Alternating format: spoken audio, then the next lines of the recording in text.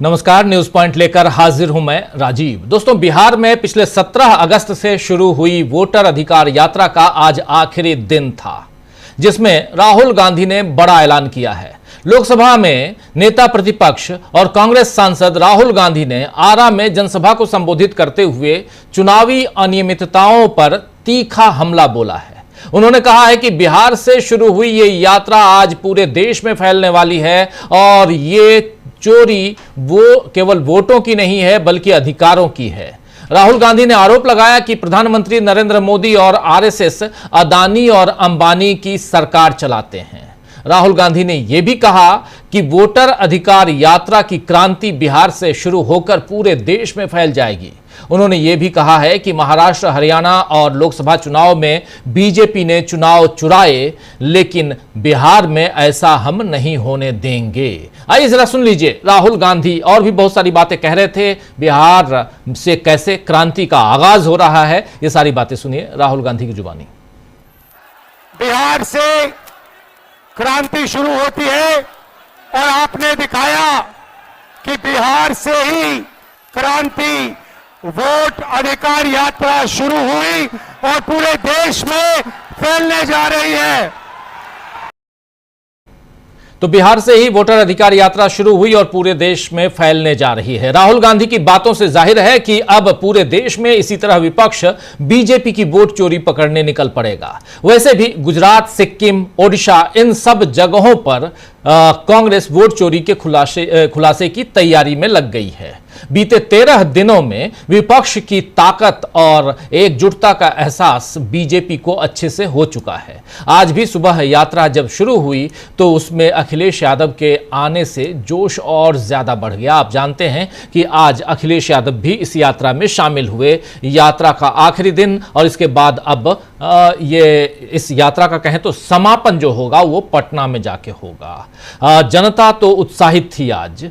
जिस तरह तेजस्वी और राहुल गांधी ने अखिलेश को गले लगाया, उन्हें भाई बताया, उससे जाहिर हो गया कि अलग अलग दलों के होने के बावजूद अब इन सब में एकजुटता जो है वो साफ साफ दिखाई दे रही है। यहां साफ दिखाई ये बातें यहां नजर आई।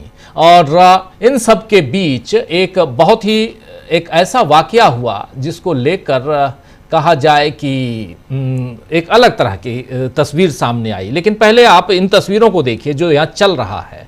अखिलेश यादव को तो गले लगा है, लेकिन उसके अलावा कुछ तस्वीरें ऐसी भी हैं जहां विरोधियों को भी गले लगाना पड़ा। ये देखिए, काले लिबास में, काली शर्ट या टी शर्ट में राहुल गांधी के लिए ये आए हुए थे। राहुल गांधी का विरोध करने आए थे। यहाँ पे अलग अलग दलों के नेता तो अपने मंच पे हैं, एक साथ हैं, लेकिन राहुल गांधी का विरोध करने जब आए थे यहाँ पे तो क्या कुछ हुआ है ये जरा देखिए, तस्वीर देख लीजिए। इन तस्वीरों को आगे इसका जिक्र हम और करेंगे, लेकिन यहाँ ये बहुत इंपॉर्टेंट है। जरा फुल साउंड के साथ जरा सुन लेते हैं कि चल क्या रहा है। सुनिए जरा।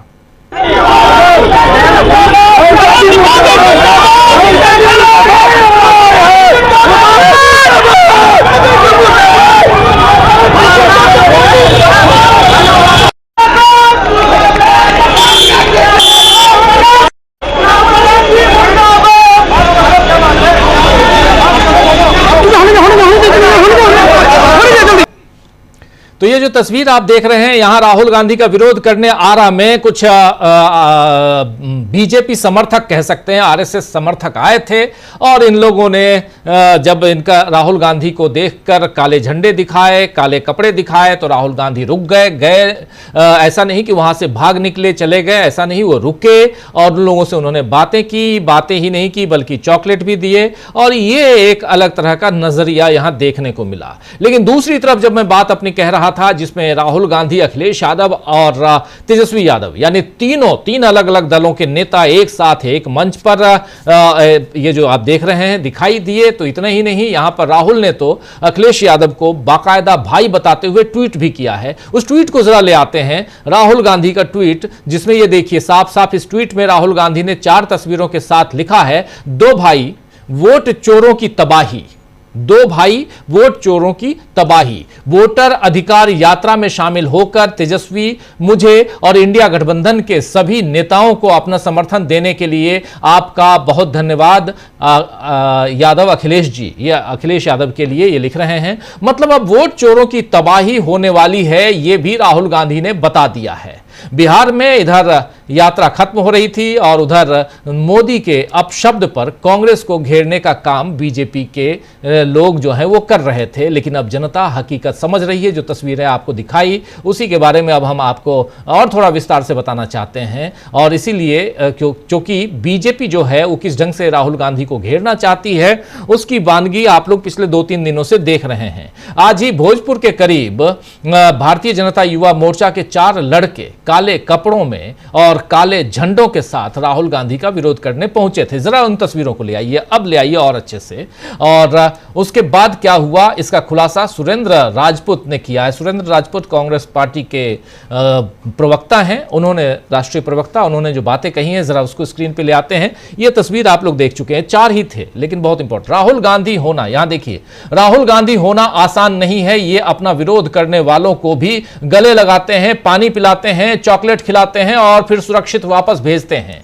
आरा के पास भोजपुर में 4 लड़के काली कमीज पहनकर राहुल गांधी को काले झंडे दिखा रहे थे। ये थे युवा मोर्चा के विभू जैन, जिला उपाध्यक्ष हर्ष राजमंगलम, जिला महामंत्री आदित्य सिंह और महाराणा प्रताप और विकास तिवारी जिला मंत्री हैं। राहुल गांधी ने जीप रोकी और उन्हें बुलाया। संघी भीरू पूंछ दबाकर भागने लगे। एक लड़का पकड़ में आया। राहुल जी ने उसे जीप पर ऊपर चढ़ाया और उससे पूछा कि वो क्यों नाराज है। गला सूख गया, कंठ से आवाज नहीं निकली।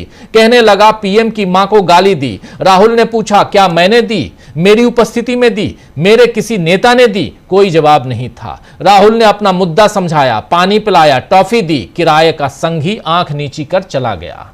राहुल ने साफ कहा है कि कोई इनके साथ मारपीट और दुर्व्यवहार नहीं करेगा। हालांकि भाड़े के चैनलों को मसाला मिल गया कि राहुल गांधी का जबरदस्त विरोध। 4 थे बस। कल कोलकाता और पटना में उपद्रव करने वाले संघी लंपटों, ये है गांधी का तरीका। तुम डंडे, उत्पात, पुलिस से देश को हाँकना चाहते हो। गांधी आपकी समस्या सुनता है, विचार करता है। राहुल गांधी के लिए ये लंबा सा पोस्ट सुरेंद्र राजपूत जो कांग्रेस पार्टी के राष्ट्रीय प्रवक्ता हैं, उन्होंने ये बात अपनी लिखी है। तो काले झंडे दिखाने वालों को पास बुलाकर उनकी बात सुनना और उन्हें मिठास की सौगात देना, यानी चॉकलेट देना, पानी पिलाना, ऐसा करके राहुल गांधी ने मोदी की टेंशन और बढ़ा दी है दोस्तों। क्योंकि उनकी सभाओं में काले झंडे तो दूर, लोग काले कपड़े भी पहनकर नहीं जा सकते हैं। पंजाब में रास्ते में मुट्ठी भर किसानों को देखकर आप याद होगा कि नरेंद्र मोदी डर के मारे दिल्ली लौट गए थे और एयरपोर्ट पे कहा था कि अपने मुख्यमंत्री से कहना कि मैं जिंदा लौट गया। यहां राहुल गांधी काले झंडे वालों को अपने पास बुला रहे हैं। आखिर यही गांधी नेहरू का रास्ता है, आप जानते हैं। नेहरू जी का भी कॉलर एक वृद्धा ने पकड़ा था और नेहरू ने कहा था कि यही भारत की आजादी का सबूत है। गांधी जी भी अपने दुश्मनों के बीच बेखौफ चले जाते थे। हालांकि राहुल गांधी की जान को खतरा बना हुआ है और ऐसे में ये एनडीए सरकार की विफलता है कि राहुल गांधी के काफिले के बीच में विरोध करने वाले आ गए। लेकिन यहां मोदी और नीतीश दोनों ने अपने डर की पोल खोल दी है। ये है राहुल गांधी की राजनीति जो आपके सामने है। और राहुल गांधी साफ साफ बुला रहे हैं, पूछ रहे हैं कि तुम मेरा विरोध क्यों कर रहे हो। और राहुल गांधी ये जब कह रहा है सामने वाला कि विरोध इसलिए कर रहे हैं क्योंकि आपने प्रधानमंत्री नरेंद्र मोदी की मां को गाली दी है, तो इन्होंने साफ साफ पूछा क्या मैंने गाली दी, क्या मेरे किसी लोग ने यानी किसी कांग्रेसी ने गाली दी, या क्या मेरे जब हम लोग मंच पर थे उस समय किसी ने गाली दी? इसका जवाब नहीं था, क्योंकि ऐसा हुआ ही नहीं है। यह है राहुल गांधी की राजनीति का तरीका। और जो अब राहुल गांधी खुद बता रहे हैं कि ये अब देश, ये जो बिहार की क्रांति है वो अब देश में फैल रही है। इसीलिए आज गुजरात के कांग्रेस पार्टी के जो अध्यक्ष हैं उन्होंने भी प्रेस कॉन्फ्रेंस कर एक खुलासा किया है। उस खुलासे में उन्होंने साफ साफ बताया है कि कैसे वहां भी वोटों की चोरी हुई है। गुजरात में उन्होंने सिर्फ 40%, एक छोटा सा नमूना पेश किया। गुजरात प्रदेश कांग्रेस के अध्यक्ष अमित चावड़ा हैं। उन्होंने नवसारी लोकसभा सीट और विधानसभा सीट 84 पर 30,000 फर्जी वोटों का खुलासा किया है और 6 लाख यहां पर जांच में सामने आया है कि इन सीटों पर कुल 6,09,592 मतदाताओं में से करीब 40% यानी 2,43,836 मतदाताओं की पड़ताल की गई। देखिए, मात्र इसमें से लगभग 40% ही की गई है और इसमें पाया गया है कि 30,000 वोट जो है अवैध पाए गए। यह गुजरात का हाल है। इनका कहना है कि इस ढंग से हम देख रहे हैं कि लगभग गुजरात में जो लोकसभा चुनाव हुआ है उस चुनाव में लगभग 62 लाख फर्जी वोट पड़े हैं। सिर्फ और सिर्फ गुजरात में 62 लाख फर्जी वोटर्स हैं। यह एक अनुमान लगाया है गुजरात कांग्रेस के प्रदेश अध्यक्ष अमित चावड़ा ने। उन्होंने प्रेस कॉन्फ्रेंस भी की है। दूसरी तरफ यही बात अब सिक्किम और दूसरे अलग अलग राज्यों में वहां के जो कांग्रेस के प्रदेश अध्यक्ष हैं वो अपनी टीम के साथ कर रहे हैं। तो एक क्रांति का आगाज हो चुका है और ये आगे कहां तक बढ़ेगी और कैसे यहां से डरने वाले हैं मोदी और डरने वाली है बीजेपी, इसका खुलासा, और विपक्ष ने कैसे पकड़ी है बीजेपी की जो गलतियां हैं, बीजेपी का जो डर है और बीजेपी की जो बड़ी चोरी है, ये सब कुछ आपके सामने हम रखने जा रहे हैं। आइए दोस्तों, आज चर्चा इसी पे करेंगे कि किस तरह राहुल के ऐलान से अब बीजेपी का डर और बढ़ गया है। हमारे साथ कुछ वरिष्ठ साथी जुड़े हुए हैं, उनसे पहले आपका परिचय करवाता हूं। देखिए, 4 वरिष्ठ साथी हमारे साथ जुड़े हुए हैं। पंकज चतुर्वेदी जी मुस्कुरा रहे हैं, आपका स्वागत करता हूं इस कार्यक्रम में। हमारे साथ पंकज जी के ऊपर बैठे हुए हैं प्रोफेसर रविकांत जी, वो भी मुस्कुरा रहे हैं। प्रोफेसर रविकांत जी, आपका भी स्वागत है। अब तो आप कांग्रेस लीडर हो गए हैं, देखिए पूरा घोषित तौर पे हम लिख रहे हैं। हमारे साथ प्रशांत टंडन जी भी जुड़े हुए हैं। प्रशांत जी, आपका स्वागत है। अमलेंदु उपाध्याय जी जुड़े हुए हैं। अमलेंदु जी, आपका भी स्वागत है। स्वागत इस्तकबाल आप तमाम दोस्त साथी शुभचिंतक आप सबका जो अब तक जुड़ चुके हैं, उनका भी, जो जुड़ने वाले हैं उनका भी। जरा कांग्रेस लीडर से ही बात की जाए। पहले कांग्रेस पार्टी क्या क्रांति करने जा रही है, जरा रविकांत जी आपसे पूछें। हालांकि ये बोलने में मुझे थोड़ा अटपटा लगता है कांग्रेस नेता, लेकिन क्योंकि आप एक स्वतंत्र विश्लेषक हैं, स्वतंत्र राजनीतिक विश्लेषक हैं, जो कई बार, अब तो चूंकि आपकी पार्टी हो चुकी है कांग्रेस पार्टी, तो अपनी पार्टी को भी आप लपेटते हुए नजर आए हैं। तो उम्मीद आगे भी मैं यही करूंगा कि आप जब इस मंच पे विश्लेषण करेंगे तो आप फिर पार्टी को अलग रखकर अपनी बात रखेंगे। तो इसलिए मैं पहला सवाल जो आपकी पार्टी से कर रहा था उसको मैं वापस लेता हूं और अब नया सवाल आपके सामने रखता हूं। सवाल यह है प्रोफेसर रविकांत जी कि क्या सचमुच हम ये माने कि राहुल गांधी ने जो कहा है वह आरा में अपने समापन भाषण में, अभी भाषण बाकी है 1 तारीख को, समापन ओरिजिनली 1 तारीख को होना है, पटना के गांधी मैदान से इसकी शुरुआत होगी और पूरे पटना में पदयात्रा है। हमारी पूरी टीम वहां मौजूद रहेगी, अभी भी मौजूद है, लगातार आप लोगों तक पहुंचा रहे हैं। लेकिन क्या यह सचमुच क्रांति का आगाज हो गया, ऐसा माने जो राहुल गांधी कह रहे हैं? प्रोफेसर रविकांत जी। जी निश्चित रूप से। देखिए राजीव जी, पहले तो मैं उस बात का जवाब दे दूं कि कांग्रेस सिर्फ एक पार्टी नहीं है। कांग्रेस असल में एक विचारधारा है जिसका संबंध भारत के स्वाधीनता आंदोलन से रहा, संविधान के निर्माण से रहा, और नेहरू जी और इंदिरा जी को अगर आप याद करें तो एक लंबी फेरिस्त है जिसने भारत के निर्माण में एक बड़ी भूमिका अदा की। एक मध्य मार्ग के साथ सबको एक साथ ले चलने की जिसमें काबिलियत रही है, वो कांग्रेस पार्टी है। और इसीलिए मैं उस पार्टी से जुड़ा और बहुत गर्व के साथ मैंने उस बात को रखा भी कि मैं क्यों जुड़ रहा हूं। और मुझे लगता है कि आज अधिकांश लोग और इस देश के बल्कि राहुल गांधी जी जिस बात को कहते हैं कि 95% लोग कांग्रेस की आइडियोलॉजी के साथ जुड़े हुए हैं। हो सकता है कि पार्टी के तौर पर वो कांग्रेस के साथ न हो। राहुल गांधी जी जिस बात को कह रहे हैं कि ये जो हुआ है, जो हो रहा है, वो असल में एक क्रांति है। क्रांति का मतलब सिर्फ वो नहीं होता है कि लोग सड़क पर आकर के और अपने अपोनेंट के साथ संघर्ष करें, कोई सशस्त्र संघर्ष करें। बाबा साहब अंबेडकर ने अपने संविधान सभा के आखिरी भाषण में इस बात को रेखांकित किया था कि अब हमें किसी सशस्त्र क्रांति की आवश्यकता नहीं होगी। हमारे देश में जो भी बदलाव होने हैं, जो परिवर्तन होने हैं, जो असमानता और अन्याय खत्म होना है और इस देश में जो लोकतांत्रिक अधिकार लोगों को हासिल होने हैं, वो हमारी लोकतांत्रिक प्रक्रिया के जरिए होंगे। ये जो क्रांति जिसको राहुल जी ने कहा, वो असल में एक लोकतांत्रिक क्रांति है, उस लिहाज से कि हमने एक लंबा सफर तय किया लोकतंत्र का। पॉलिटिकली जहां हमारे लोगों को इतना अवेयर होना चाहिए था, एजुकेट होना चाहिए था, उसमें थोड़ी सी कमी आई, क्योंकि गोदी मीडिया ने या जो पूरा आरएसएस का, बीजेपी का आईटी सेल था, जो प्रचार तंत्र था, बल्कि वो दुष्प्रचार तंत्र था, उसने लोगों की राजनीतिक चेतना को कुंद किया। और जो डेमोक्रेसी में लोगों के अपने राइट्स होते हैं, उन राइट्स से लोगों का ध्यान हटा करके लोगों को जनता में तब्दील कर दिया और यह मान लिया कि सरकार जो कर रही है वो उसकी कृपा है।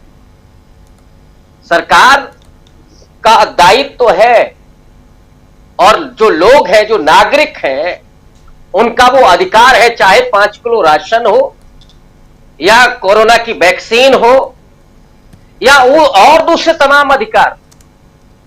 और अब जब आपने इस देश के लोगों के बुनियादी अधिकार पर चोट की है, वोटिंग राइट पर, जिसने इस देश के लोगों को नागरिक बनाया और स्टेक होल्डर बनाया इस देश के पूरे जो उस देश की संपदा है, उसी अधिकार को छीनने की जो साजिश चल रही है, उसके खिलाफ राहुल गांधी जी ने जो पॉलिटिकल चेतना पैदा की है लोगों में, जो उनको जगाया है, जो उनको यह एहसास कराया कि उनका वोट चोरी हो रहा है और यह अधिकार किसी की बपौती नहीं है, कोई खैरात में नहीं मिला है, यह अधिकार उन्हें उनका संविधान देता है। उसके लिए सड़क पर आ जाना, और लोग राहुल गांधी जी के साथ क्यों जुड़ रहे हैं? यहां तो वो दुष्प्रचार तंत्र भी नहीं है, प्रलोभन भी नहीं है, झूठे अच्छे दिन के वादे भी नहीं है, 15 लाख पॉकेट में आ जाएंगे, बैंक अकाउंट में आ जाएंगे, ये भी वादा नहीं है, जुमला नहीं है। राहुल गांधी जी सिर्फ पॉलिटिकली लोगों को अवेयर कर रहे हैं, क्योंकि वो वोटिंग राइट है तो सरकारें झुकती हैं, सरकारें करेंगी, उनका दायित्व तो होगा। और ये जो सड़क पर दिखाई दे, कल एक वीडियो बहुत वायरल हुआ एक महिला का, वो मोदी जी के कहीं रैली में गई, शायद गया जी के रैली में गई थी, वो वीडियो बड़ा देर से आया, तो किसी ने रिपोर्टर ने पूछा कि आप कहां गई थी, कहां से आ रही है, तो उसने कहा अपनी भाषा में कि नरेंद्र मोदी की रैली थी, उसमें वो आए, नरेंद्र मोदी आए थे। तो उन्होंने कहा कि तुम्हें पहले नहीं मालूम था? कहा कि पहले मालूम होता तो हम आईबो न करते, आते ही नहीं अगर हमें यह मालूम होता कि नरेंद्र मोदी की रैली है।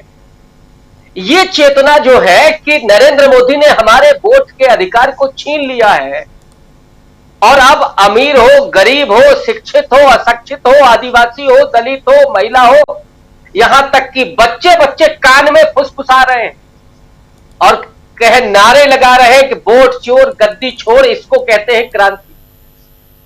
क्रांति सिर्फ सशस्त्र नहीं होती, क्रांति इस देश के संवैधानिक अधिकारों के जरिए जो हो रही है, वो नए भारत का निर्माण करने जा रही है। एक ऐसा भारत जो समावेशी होगा, जिसमें किसी एक धर्म का बोलबाला नहीं होगा, जिसमें हिंसा नहीं होगी, नफरत नहीं होगी, डर नहीं होगा। जिस मोहब्बत की दुकान की बात राहुल गांधी जी करते रहे हैं, ये देश पूरे मोहब्बत में तब्दील होगा। ये वो क्रांति, ये मोहब्बत की क्रांति है, ये वोटिंग राइट की क्रांति है, ये लोगों के वजूद की क्रांति है, लोगों के जीवन की गरिमा की क्रांति है। जो क्रांति सड़क पर लिखी जा रही है, लोगों के नारों के इबारत से लिखी जा रही है, और ये क्रांति मैं फिर कहूंगा कि एक नए भारत का निर्माण करने जा रही है, जिसमें झूठ नहीं होगा, छल नहीं होगा, फरेब नहीं होगा, और ये सत्य और प्रेम, ये क्रांति होने जा रही है। राजीव जी, सत्य और प्रेम के साथ एक क्रांति, उसका आगाज क्या बिहार से हो चुका है और ये क्रांति आखिर कहाँ तक फैलने वाली है, कहाँ तक बढ़ने वाली है, क्या पूरे हिंदुस्तान में इस क्रांति को हम लोग देखेंगे आने वाले वक्त में? क्योंकि एसआईआर को धीरे धीरे यानी स्पेशल इंटेंसिव रिवीजन यानी मतदाताओं का जो पुनरीक्षण है, उस नाम होना चाहिए नहीं होना चाहिए, वो जो चल रहा है अब बंगाल में शुरू होने जा रहा है 1 सितंबर से, और उससे पहले बिहार में इसका आगाज़ आगे कहाँ तक। लेकिन हमारे साथी इकरार सीधे जो इस पूरी यात्रा के साथ साथ चलते रहे हैं, अब पटना पहुंच चुके हैं। पटना के पाटलिपुत्रा कॉलोनी में अभी हैं। पटना पाटलिपुत्रा लिखा हुआ है, पाटलिपुत्रा से समझ में आ रहा है कि पाटलिपुत्रा कॉलोनी में वो हैं। और इकरार से जरा पिछले और आज, खासकर आज क्या कुछ हुआ, कल के बाद आज की यात्रा में चूंकि अखिलेश यादव भी जुड़े हुए थे, तो इनसे ज़रा समझें और वो वाकया भी इनके ज़रिए समझना चाहता हूं, क्योंकि साथ साथ यात्रा के साथ साथ थे जब काले झंडे दिखाने के लिए काली लिबास में 4 लड़के आए थे, 4-5 लड़के, तब और उसके बाद क्या कुछ कहा लोगों ने, प्रतिक्रिया हमारे पास तो जो वीडियो आया हमने उसकी व्याख्या कर दी, जितनी बातें आई वो आप तक रख दी, लेकिन जो लगातार चलता है वो बहुत कुछ देखता है।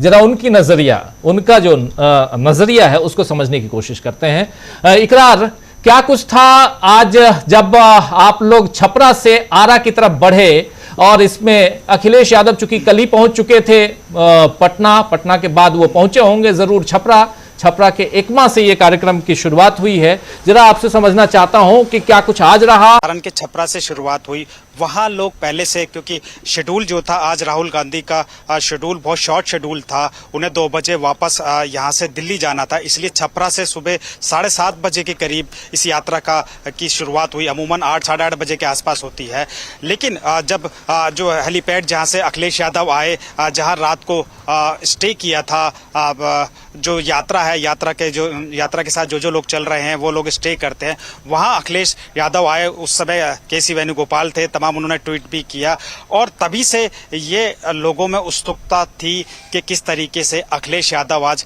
क्या कहेंगे, वो इस यात्रा के साथ जुड़ रहे हैं। यात्रा जैसे शुरू हुई, हमने कोशिश की अखिलेश यादव से बात करने के लिए, तो अखिलेश यादव ने डीबी लाइव से सिर्फ ये कहा कि बिहार से बीजेपी जा रही है। अखिलेश यादव ने इतनी बड़ी बात कही कि बिहार से बीजेपी जा रही है। तमाम जो सड़कों के दोनों तरफ जो लोगों का हुजूम था वो अखिलेश यादव के न सिर्फ कार्यकर्ता थे बल्कि आम लोग भी थे। उसके साथ साथ अखिलेश यादव, राहुल गांधी और तेजस्वी यादव को देखने के लिए जो भीड़ जो 17 अगस्त से लेकर, अगर मैं आज बताऊं राजीव जी, तो इसमें जमीन आसमान का फर्क था। करीब 40 से छपरा से आरा की दूरी करीब 50 किलोमीटर के आसपास लगभग बैठेगी। उस पूरे यात्रा में दोनों सड़क के दोनों ओर जो है तमाम जो आम लोग, जो वहाँ के रहने वाले आम लोगों से सड़कें भरी हुई थी। लोग जगह जगह पर गुलाब के फूलों से उनका स्वागत कर रहे थे। गंगा नदी का जब हम पुल क्रॉस कर रहे थे तो गंगा का जो एक तरह से इस समय बाढ़ की स्थिति है, पूरे कई गांव वहां डूबे हैं, लेकिन उसके बावजूद भी लोग उस फ्लाईओवर पर खड़े थे। वो सिर्फ अपने नेता राहुल गांधी और अखिलेश यादव को देखने के लिए खड़े थे। ये काफिला चल रहा था और जो यात्रा का काफिला है वो ऐसे चलता है कि मीडिया का ट्रक उससे आगे होता है, उसके बाद राहुल गांधी वो उनकी गाड़ी पीछे होती है। तो हमें हर एक पल के राहुल गांधी क्या कर रहे हैं, क्या नहीं कर रहे, वो सब नजर आता है। किस तरीके से लोगों का वो अभिवादन स्वीकार कर रहे थे, हाथों में मालाएं लिए थे।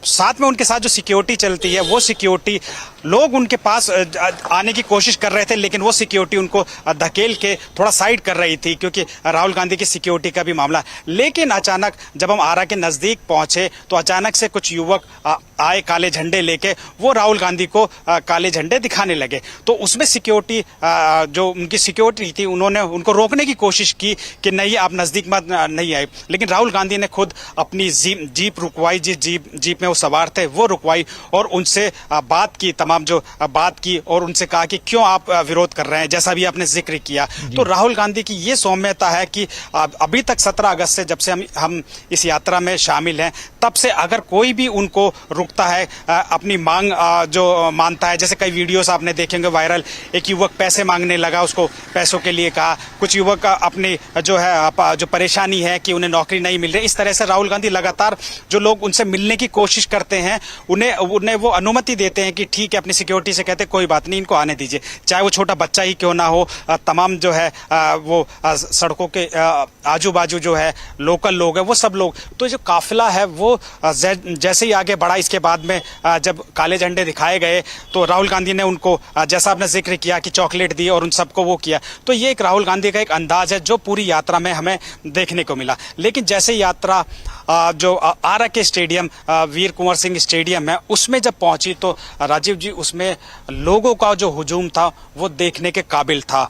कई एकड़ में वो स्टेडियम फैला था, लेकिन उस स्टेडियम में जो है तमाम जो राहुल गांधी को देखने के लिए जो कार्यकर्ता नहीं थे, क्योंकि इतनी बड़ी तादाद में कार्यकर्ता कोई मैनेज नहीं कर सकता।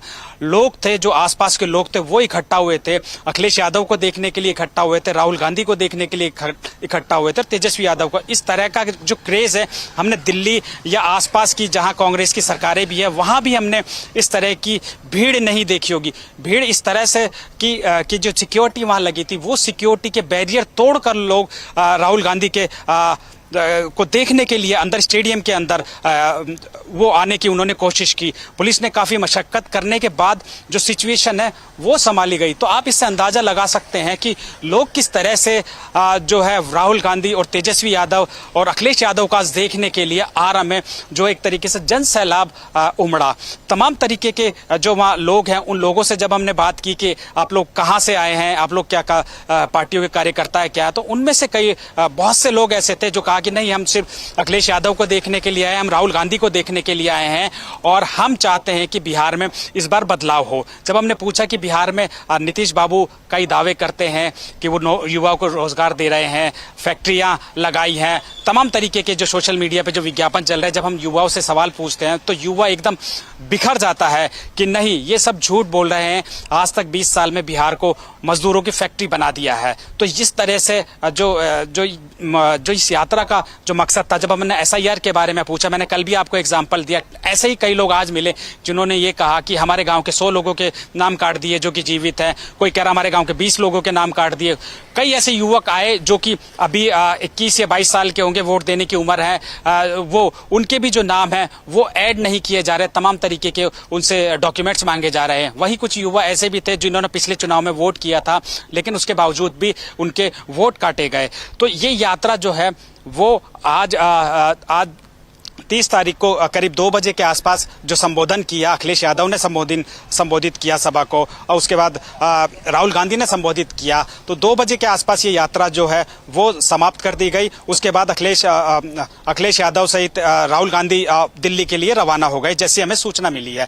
लेकिन अब जो तैयारी है, क्योंकि इस आज के दिन तमाम जहां राहुल गांधी ने संबोधन किया, बीच में लोगों से अपील की, वो ये की कि 1 तारीख को आप सभी लोगों को, आम लोगों से भी अपील की कि 1 तारीख को आप सभी लोगों को पटना पहुंचना है और अपने अधिकार के लिए लड़ाई लड़नी है। संविधान की लड़ाई है, ये किसी व्यक्तिगत लड़ाई नहीं है, ये आपके अधिकारों की लड़ाई है जो आपको लड़नी होगी। इकरार, जरा ये बताइए कि पटना में क्या तैयारी, चूंकि आप पटना पहुंच चुके हैं, पटना में क्या तैयारियां चल रही हैं, क्या वहां भी बैनर पोस्टर बाकी आपने देखे? जी बिल्कुल, पटना में तैयारी जोरों शोरों से चल रही है। जैसा कि पहले ये कहा गया था कि एक रैली होने वाली है, एक बड़ी रैली थी, लेकिन अब वो रैली ना होके पटना के गांधी मैदान से एक पदयात्रा शुरू होगी। उस पदयात्रा की तैयारियों के लिए जोरों शोरों से कल हम वहां पहुंचेंगे पटना से, और वहां से आपको लाइव रिपोर्ट बताएंगे कि किस तरीके की तैयारी चल रही है। लेकिन जब अभी हम निकल कर आए तो हमने पटना के गांधी मैदान में देखा कि तमाम जो तंबू है, जो टेंट हैं, वो लगाए जा रहे हैं और एक तरीके से एक भव्य जो पदयात्रा है जिसके समापन की जो है उसकी तैयारियां की जा रही है। ये भी सूचना है कि कल जो है वो 1 तारीख को शिबू सोरेन जो झारखंड के मुख्यमंत्री है वो भी पहुंचेंगे। उनके साथ साथ इंडिया गठबंधन के जो तमाम बड़े नेता हैं वो भी लोग पहुंचेंगे। उसके साथ साथ कई बुद्धिजीवियों से लेकर कई लोगों को आमंत्रित किया गया है उस पैदल यात्रा के लिए। जी, हेमंत सोरेन, आपने शिबू सोरेन कह दिया, कोई बात नहीं। हेमंत सोरेन जो मुख्यमंत्री हैं झारखंड के शिबू सोरेन जी का देहांत हो गया अभी कुछ दिन पहले ही। उनके पिता और झारखंड मुक्ति मोर्चा के मुखिया और केंद्रीय मंत्री, मुख्यमंत्री शिबू सोरेन आप जानते हैं, लेकिन आपने नाम लिया, हेमंत सोरेन पहुंचने वाले हैं और भी कई नेता पहुंचने वाले हैं। समापन एक जैसे आगाज, इस एक क्रांति का आगाज कह रहे हैं राहुल गांधी, शायद यहाँ से वो और आगे बढ़ाते हुए और उसकी डोर और अलग अलग राज्यों को सौंपते हुए नजर आएंगे। और पटना में क्या कुछ हो रहा है, कल और परसों लगातार पूरी टीम, आप तो हैं ही, आपका साथ देने दिल्ली से और हमारी टीम पहुंच रही है, आप जानते हैं इकरार, और सब कुछ वहां से आप लोग पहुंचाएंगे, हम अपने तमाम दर्शकों तक पहुंचाएंगे। आप हमारे साथ जुड़े, बहुत बहुत शुक्रिया आपका। पूरी जो वहां आज दिन भर और अभी तक जो कुछ हुआ आपने बताया, बहुत बहुत शुक्रिया। हमारे तमाम साथी हमारे साथ बने हुए हैं, जरा जल्दी जल्दी आते हैं। सबसे पहले जरा इधर प्रशांत टंडन जी आपके पास, फिर आता हूं जल्दी से पंकज जी आपके पास भी। पंकज जी का चेहरा थोड़ा ऊपर से कट रहा है, जरा हेडरूम ठीक कीजिए। और प्रशांत जी, जरा आपसे समझना चाहता हूं कि ये जैसे राहुल गांधी कह रहे हैं कि एक क्रांति का आगाज हो चुका है, पहली बात। दूसरी बात जो कही जा रही है और जो हमने गुजरात में देख लिया, एक रास्ता राहुल गांधी ने दिखा दिया है कि वोट चोरी हुई है और उसका अब हम खुलासा कर सकते हैं। कितना दबाव यहां से बीजेपी के ऊपर और कितना दबाव चुनाव आयोग के ऊपर, क्योंकि 1 तारीख को जब पटना के गांधी मैदान में यही विपक्ष के नेता गरजेंगे तो इधर दिल्ली में सुप्रीम कोर्ट में इसी मसले पे सुनवाई हो रही होगी। इसलिए भी इंपॉर्टेंट है, इसलिए भी इंपॉर्टेंट है। प्रशांत जी, फिर पंकज जी के पास आता हूं इसी मसले पे। राजीव जी, जो क्रांति की बात हो रही है और आज क्योंकि यात्रा का समापन है और आज इस सप्ताह का भी समापन होगा, शनिवार है, तो शनिवार को जरा हम लोग थोड़े बड़े बैंडविड्थ पे बात करते हैं जी। तो ये जो क्रांति की बात हो रही है, राहुल गांधी की यात्रा, ये वोट चोरी तक सीमित नहीं है। हमको समझना होगा कि देश में चल क्या रहा है पिछले कुछ वर्षों से। आप देखिए कि इस बात को समझना होगा कि कैसे सुप्रीम कोर्ट महाराष्ट्र की एक गैर कानूनी सरकार को बनाए रखता है, कैसे नरेंद्र मोदी सुप्रीम कोर्ट के चीफ जस्टिस के यहाँ गणपति की आरती करने पहुंच जाते हैं, कैसे कोई चीफ जस्टिस रिटायर होने के बाद कहता है कि उससे फैसला भगवान ने लिखवाया है। ये कैसे इलेक्शन कमीशन 65 लाख लोगों के नाम, मैं अभी भी इस 65 लाख की फिगर को राजीव जी आत्मसात नहीं कर पाया हूं, कभी सोचा भी नहीं था जी कि 65 लाख लोगों को चुनाव आयोग बेदखल कर देगा भारत की लोकतांत्रिक प्रक्रिया से एक राज्य के। ये चल क्या रहा है? जिस तरीके से यूनिवर्सिटीज में पढ़ाई हो रही है, जिस तरीके से कोई मंत्री जाता है और कहता है कि पहले अंतरिक्ष यात्री यूरी गैगरिन नहीं थे, हनुमान जी थे, बच्चों को कहता है, बच्चे नील आर्मस्ट्रांग की बात करते हैं। ये बड़ी अजीब सी पूरे देश में एक बहुत ही, जिसको कहें कि एक निर्णायक दौर पे देश है। और उसकी वजह क्या है? संविधान के जरिए और धीमे धीमे लोकतंत्र के जरिए बहुत परिवर्तन समाज में खामोश रेवोल्यूशन चल रहा था। वो खामोश रेवोल्यूशन अब बिल्कुल दहलीज पर है। ये सत्ता परिवर्तन केवल चुनाव से नहीं हो रहा है, सत्ता परिवर्तन कई तरीके से हो रहा है। तो जिस समाज को हजारों सैकड़ों साल किराए रखा गया, शिक्षा का अधिकार नहीं दिया गया, वो शिक्षित है। अब वो सुप्रीम कोर्ट का जज भी है, वो वकील भी है, वो पत्रकार भी है, वो प्रोफेसर भी है। ये चीजों को तंग कर रहा है। आपको याद है हम लोग श्रीनगर से शायद आ रहे थे और कॉकपिट से आवाज आई कैप्टन अमित यादव के पास कमान है जहाज की। ये बदलाव जो है, ये बदलाव बहुत कुछ करवा रहा है। आप सोचिए कि किसी प्रधानमंत्री के कार्यकाल में अमेरिका 50% टैरिफ लगा दे और देश खामोश बैठा रहे। संभव ही नहीं था। देश की संस्थाएं खामोश बैठी रहे, मीडिया खामोश बैठा रहे। प्रधानमंत्री का सोना जगना दुश्वार कर देता। कभी ऐसा सोचा कि एक तीसरे देश का राष्ट्रपति ये कहे कि पाकिस्तान से सीज फायर उसने करवा दिया, और 40 बार कहे, और देश का मीडिया, देश का बुद्धिजीवी, देश की संस्थाएं ऐसे प्रधानमंत्री से सवाल न पूछे। तो ये बड़े निर्णायक दौर पे ये देश है। तो ये केवल वोट चोरी का मामला नहीं है, ये संविधान की चोरी का मामला, ये संवैधानिक अधिकारों की चोरी का मामला है, ये जोर जबरदस्ती है। और इसलिए ये क्रांति, ये आंदोलन केवल बिहार तक नहीं, ये पूरे सतत भारत में ये आंदोलन होना चाहिए। और इसकी पहचान होनी चाहिए लोगों की, कौन लोग हैं। और विपक्ष को इस बात का, जैसे राहुल गांधी कई बार कहते हैं कि मैं छोड़ूंगा नहीं, तो इस छोड़ूंगा नहीं जो, चाहे वो ज्ञानेश कुमार के लिए कहें या राजीव कुमार के लिए कहें, ये छोड़ूंगा नहीं को जरा विपक्ष को अब डॉक्यूमेंट कर देना चाहिए कि विपक्ष सत्ता में आएगा तो किस तरीके के लोगों को, इस तरीके के लोग जो भारत के संविधान और भारत के लोकतंत्र के खिलाफ, भारत के समाज के ताने बाने के खिलाफ, चाहे वो मीडिया के मालिक हों, चाहे वो जज हों, चाहे वो ब्यूरोक्रेट हों, उनको जवाबदेह बनाया जाएगा। इसको डॉक्यूमेंट करना चाहिए विपक्ष को जी। और ये जो बिहार से मामला उठा है, ये बहुत निर्णायक है। ये कुछ ना कुछ देकर जाएगा और तमाम लोगों को, सिविल सोसाइटी हो, चाहे पत्रकार हो, शिक्षक हो, उन सबको इसमें इस वक्त देश को बचाने के लिए आगे आना चाहिए। ये केवल मताधिकार का मामला नहीं है, बहुत बड़ा मामला है।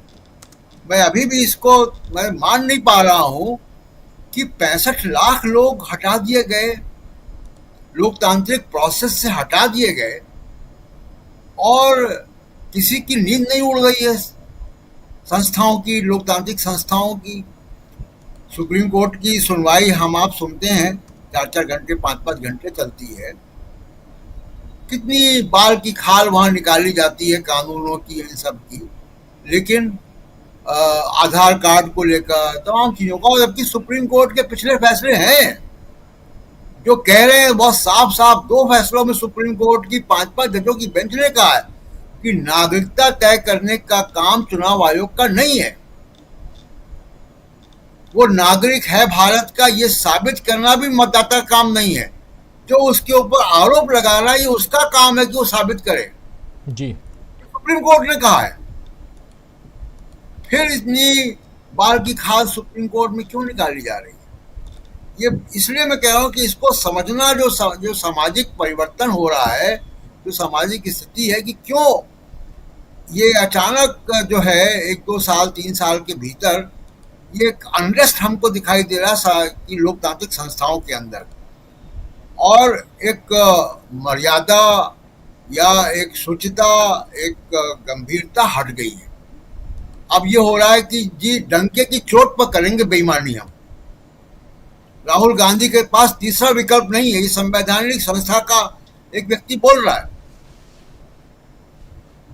ये इतनी हिम्मत और इतनी, जिसको बहुत ही मैं शब्द इस्तेमाल करूं कि दबंगई कहां से आ रही है? कहीं कोई असुरक्षा है, कहीं कोई बात है जिसको एड्रेस करना इस देश की जरूरत है। इसलिए ये 30 तारीख की, आज खत्म हो रही यात्रा, 1 तारीख को रैली होगी, उसके बाद लगातार इस पे काम होना चाहिए, चेतना जगाने काम होना चाहिए, विपक्ष के नेताओं का भी काम करना चाहिए और समाज के तमाम वर्गों को काम करना चाहिए जी। और ये 65 लाख लोग जो निकाले गए हैं, ये बिहार का चुनाव ऐसे नहीं होगा कि ये लोग जाएंगे, मशीन में बटन दबाएंगे और आ जाएंगे। अगर इसी SIR के इलेक्टोरल रोल के साथ चुनाव होगा तो वो चुनाव काफ़ी, जिसमें कहा कि नॉइज बहुत पैदा होगी, काफ़ी शोर शराबा होगा और इतना खामोशी से नहीं होगा चुनाव। जी राजीव जी जी, बिल्कुल बिल्कुल। पंकज जी आपके पास आऊँ, लेकिन ज़रा एक 5 मिनट का एक छोटा सा इंटरव्यू पवन खेड़ा का इंटरव्यू अभी लिया है हमारे साथी इकरार ने। ज़रा वो इस यात्रा के बारे में क्या कुछ बता रहे हैं, ज़रा सुन लेते हैं। पंकज जी आपके पास आता हूँ, ज़रा सुनते हैं क्या बातें हो रही हैं। हमारे सपोर्ट में, समर्थन में, क्योंकि लोगों को समझ में आ गया कि ये सिर्फ वोट की चोरी नहीं है, उनके अस्तित्व की चोरी है, उनकी पहचान की चोरी है, उनके जीवन की चोरी है। इसलिए लोग गुस्से में हैं, दुख में हैं, उनको लग रहा है उनके साथ धोखा हुआ और वो सजा देने को, चोर को सजा देने के लिए तैयार है। 17 अगस्त से जो इस यात्रा की शुरुआत हुई थी, उसके बाद से आज जो है खत्म है, उसके बाद 1 तारीख को पटना में है। तो आपको क्या लगता है जिस मकसद से आप लोगों ने यात्रा शुरू की थी वो मकसद पूरा हुआ? मकसद लोकतंत्र की रक्षा के लिए एक पूरा कारवां बनाना था, वो बन चुका है, आपके सामने है। आप देख लीजिए कि लाखों लोग चारों तरफ से आए हुए हैं बिहार में, और आरा जिले में इतनी भीड़ मुझे नहीं लगता कि इतिहास में कभी देखी। कल गृह मंत्री ने ट्वीट करके कहा कि ये वोट अधिकार यात्रा नहीं है, घुसपैठिए बचाओ यात्रा है। लगातार अपना ही रिपोर्ट कार्ड दे रहे हैं। भाई इतने साल से आपकी सरकार है, 3-4 साल से आप गृह मंत्री हैं, फिर भी घुसपैठिए आ गए, इस्तीफा दीजिए। लगातार इस यात्रा को लेकर तमाम बीजेपी के नेता तरह तरह के बयानबाजी करते हैं। कल सदाकत आश्रम पे भी जिस तरह से हमला हुआ उसको लेकर, ये उनका डीएनए है बीजेपी का। ये लोग, इनकी इतनी औकात की बिहार के डीएनए पर सवाल उठाएं, अपना डीएनए उन्होंने दिखा दिया कल। इस तरह की हिंसा राजनीति में इसका कोई स्थान नहीं है। लगातार हम इस यात्रा से जुड़े हैं, लोगों का हुजूम है वो लगातार बढ़ता गया। आज आरा में जो भीड़ है वो एक तरीके से बेकाबू लगभग हो गई है। लोग अपने नेताओं को देखने के लिए लालायित हैं। उनको समझ में आ रहा है कि ये हमारे नेता ही संविधान को बचाने, हमारे हक को बचाने के लिए लड़ाई लड़ रहे हैं, सड़कों पर उतरे हुए हैं, पसीना बहा रहे हैं। जाहिर सी बात है, ये आजादी का दूसरा आंदोलन एक तरह से आप मान लीजिए इसको। जी, अंतिम दिन जो 1 सितंबर को जो कार्यक्रम है उसके बारे में थोड़ा सा बताइए। वो गांधी मैदान में गांधी जी की प्रतिमा से निकलकर अंबेडकर पार्क में अंबेडकर जी की प्रतिमा तक एक लंबी मार्च होगी। इसमें लाखों लोग शामिल होंगे बिहार भर से, और अपने नेताओं को अपना समर्थन इस मुद्दे पर बताना चाहेंगे। इंडिया गठबंधन के कौन कौन नेता हैं जो शामिल हो सकते हैं? लगभग तमाम नेता आने की अपनी उन्होंने मंशा जाहिर की है।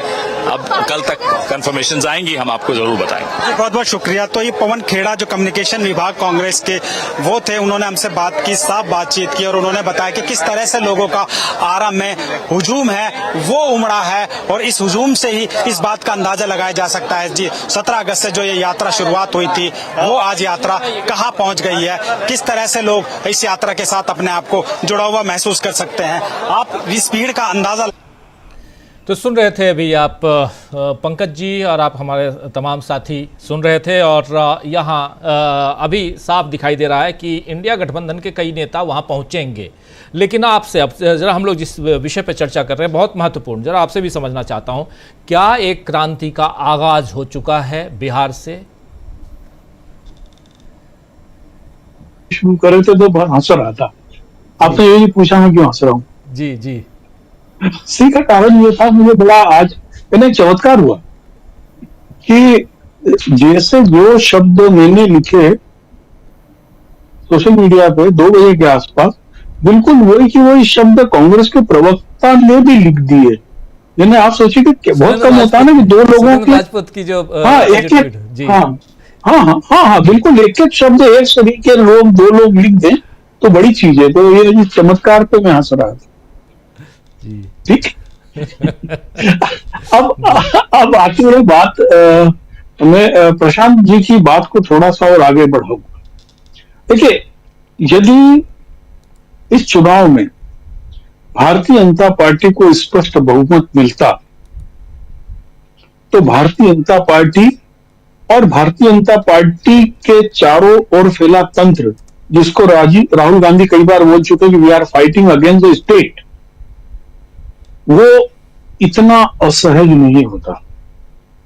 क्या कभी सोचा है कि इतना महीना हो गए भारतीय जनता पार्टी अपना राष्ट्रीय अध्यक्ष नहीं बना पा रही? भारतीय जनता पार्टी के जो राज्य के अध्यक्ष बना गए, अधिकांश में उनमें से किसी को रिपीट कर दिया गया। ये पार्टी के अंदर मचे हुए बहुत बड़े अंतर्द्वंद की एक वानगी है। अंतर्द्वंद पार्टी में जब चल रहा है तो अंतर्द्वंद पार्टी के जो एक्सटेंशन है, मैं इस समय ईडी, सीबीआई, इनकम टैक्स और इंक्लूडिंग द सुप्रीम कोर्ट को भी पार्टी का एक्सटेंशन मानता हूं।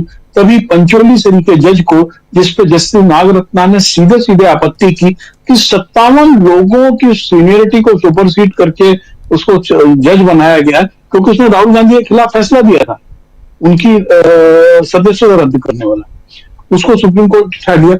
यदि जस्टिस नागरत्ना सवाल उठा रही हैं और एक जस्टिस है वो एक अपने मामले से अपने आप को अलग कर देते हैं, वो लिखते हैं कि एक कोर्ट के एक बहुत बड़े अधिकारी ने मुझको इन्फ्लुएंस करने की कोशिश की कि इस मामले में ये फैसला दो।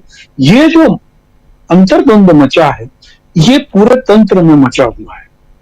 अब इस क्रांति की बात जो मैं कह रहा हूं, देखिए अभी तक की पिछले 15 साल की भारतीय जनता पार्टी की राजनीति केवल इमोशनल मुद्दों पे हुई कि आप ऐसा करोगे तो आपको ऐसा मिलेगा, आपका यदि राम मंदिर बन जाएगा तो देश का बिल्कुल भविष्य बदल जाएगा, यदि हम 370 को एबॉलिश कर देंगे तो कश्मीर बिल्कुल स्वर्ग बन जाएगा।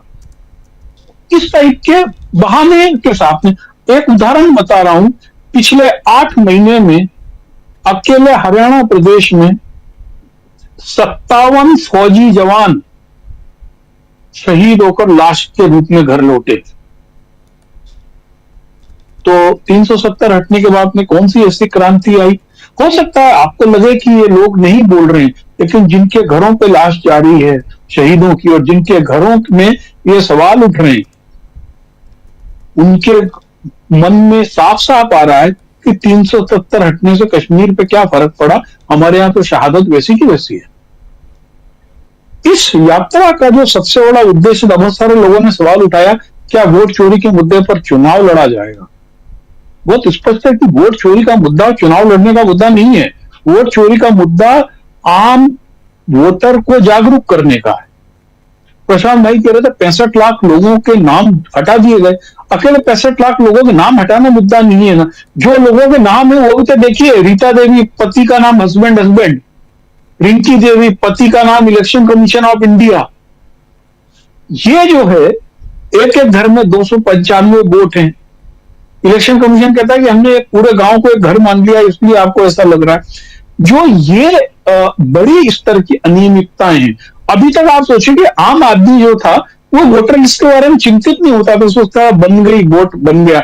लेकिन ये क्रांति का आगाज वोटर लिस्ट से हो रहा है कि वो बता रहे हैं कि भाई मेरा नाम है कि नहीं है, मेरा पड़ोसी के नाम की जगह और किसका नाम है कि नहीं, मेरे गांव में अज्ञात लोगों के नाम क्या है। इस बारे में इस पूरी यात्रा ने जो जागरूकता फैला दी है वो क्रांति का ही आगाज है।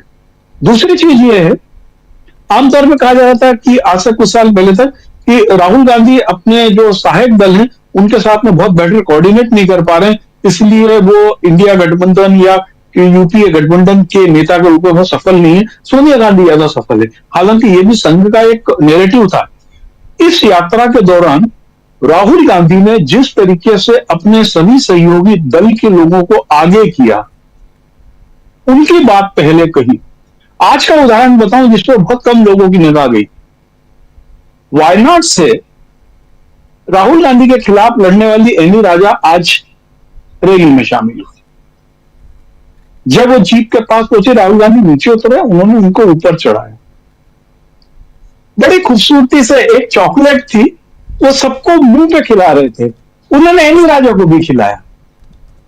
ये जो एक संबंधों की मधुरता स्थापित करने का छोटी सी वानगी है। वो अकेले खड़गे जी के लिए पानी की बोतल नहीं खोलते हैं, वो तेजस्वी के लिए भी पानी की बोतल खोलते हैं।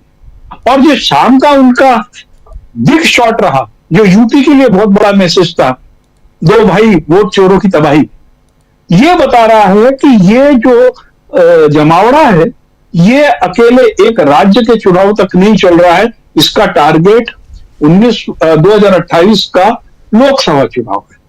अब देखिए एक चीज देखिए कि अभी तक हम लोग मतदाता सूची के बारे में कोई जागरूक ही नहीं होता था, केवल ईवीएम की बात करते थे, काउंटिंग की बात करते थे, इलेक्शन में मसल पावर की बात करते थे, इससे सब बात कर रहे थे। लेकिन आज एक आम आदमी, सड़क चलता आदमी, इससे बात कर रहा। मैं एक इंटरव्यू मिर्जा चौधरी का देख रहा था। मिर्जा चौधरी कह रहे कि उनको एयरपोर्ट पे पोर्टर मिला जो बिहार का था, और वो कहता है कि हाँ कुछ ना कुछ गड़बड़ तो है। मिर्जा चौधरी की छवि हम लोग जानते हैं किस तरीके की, लेकिन वो एक सीनियर जर्नलिस्ट होने के बावजूद उनको एक आम वोटर राय दे रहा है और वो पब्लिकली इसको शेयर कर रही है। इसका मतलब ये है कि इस यात्रा का जो उद्देश्य था कि हमें मतदाता को जागरूक करना है कि देखो भाई, तुम्हारे वोट का दुरुपयोग हो रहा है। यदि तुम्हारे मतदाता सूची में नाम नहीं होंगे तो अकेले वोट देने का अधिकार आपका नहीं जाएगा, आपकी नागरिकता चली जाएगी, आपके जो हक मिल रहे हैं आपको, अनाज से लेकर घर से लेकर, ये सब भी चले जाएंगे। और इस मसले पर ये एक बहुत छोटी सी चिंगारी है जो अभी के बड़े रूप में आ चुकी है। मुझे लगता है कि जिस प्रकार से यूपीए गठबंधन के जो मुख्यमंत्रियों ने इसमें शामिल होकर जो ताकत बताई है, ये आने वाले दिनों में बहुत बड़ी भूमिका निभाएगी। और सबसे बड़ी चीज है कि जब जब कोई बहुत बड़ा मसला होता है, जब राहुल गांधी चर्चा में आते हैं, तो अरविंद केजरीवाल अपना खाकी लेकर जरूर दिखाते हैं, तो उन्होंने फिर दिखा दिया। उनके दोस्त के घर में छापे पड़ गए ईडी के। अब ईडी के छापे क्यों पड़े भाई? 11 ठिकानों पे पड़ गए, 16 ठिकानों, यानी उसको विक्टिम कार्ड फैला और साथ में केजरीवाल ने बोल दिया कि नेशनल हेराल्ड मामले में ये लोग जेल क्यों नहीं गए, मैं ही क्यों जेल गया। ये वो अपना जो उसका जो रिमोट में नागपुर का सेल पड़ा हुआ है ना, वो दबाता रहता है वो। तो इससे बार बार इस मसले में फिर उजागर हो गया कि इसका सेल जो है रेशम बाग से ही आ रहा है। तो ये एक बहुत बड़ी क्रांति है, लोगों का उजागर होना, उनके असली चेहरे सामने आना, दोस्तों का एक साथ आना, विचारधारा का एक साथ आना और गांधी को जिंदा रखना। देखिए, इस पूरी यात्रा में आप देखिए जिस घटना का जिक्र कर रहे हैं, वो उस असल में मैं कहना चाहूंगा उसको रिपोर्ट को सबसे पहले मैंने सोशल मीडिया पे दिया था, क्योंकि मेरे कुछ मित्र वहां पर थे, उन्होंने मुझको खबर किया इस बारे में कि ये वहां पर हुआ, ये वीडियोस वगैरह बाद में आने।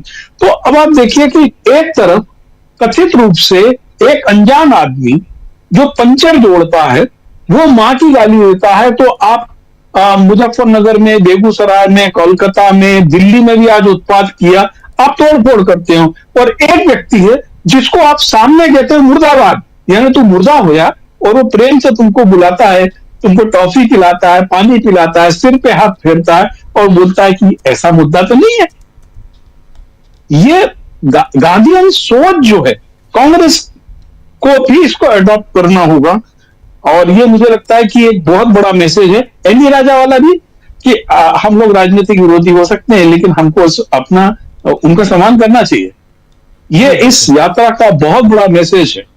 जी राजीव जी, बिल्कुल बिल्कुल आप सही कह रहे हैं, बहुत बड़ा मैसेज। और एनी राजा, चलिए पॉलिटिशियन की बात अलग, लेकिन जब काले लिबास में आपका कोई विरोध करता रहे और उसको आप बुला के चॉकलेट दे रहे हैं, पानी पिला रहे हैं, सवालों का जवाब दे रहे हैं, तो इससे बड़ी बात और क्या हो सकती है। जबकि जान का खतरा है राहुल गांधी को, ये हर तरफ से ये थ्रेट है। उसके बाद और नरेंद्र मोदी को देखिए, एसपीजी के साथ घूमते हैं और पता नहीं कौन कौन से किन किन की छत्र छाया और किन किन के सिक्योरिटी के साथ घूमते हैं। उसके बाद भाग के चले आए थे कि अपने मुख्यमंत्री को कहना मैं बच के चला आया। बात पंजाब की थी, कुछ किसानों ने मोदी जी से कुछ आग्रह करने की ठानी थी और वो खड़े थे, बस बात तो इतनी सी थी।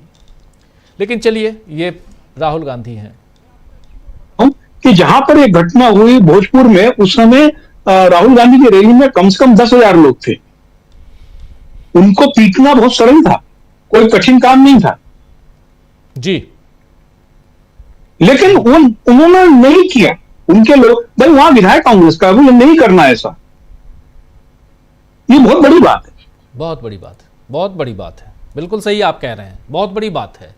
यहाँ यही तो गांधी के नक्शे कदम पर चलना, उनके तरह बनना बहुत छोटी बात नहीं होती, बहुत बड़ी बात होती है, बहुत मुश्किल बात, छोटी नहीं बहुत मुश्किल बात होती है, जो यहाँ आज की तारीख में, जी आज की तारीख में जो करते हुए दिखाई दे रहे हैं राहुल गांधी और उनके साथी भी तमाम लोग। राहुल गांधी कितना रोक लेंगे, बाकी लोग भी हैं जो राहुल गांधी के नक्शे कदम पर चलने की कोशिश कर रहे हैं, छोटी बात नहीं हो सकती।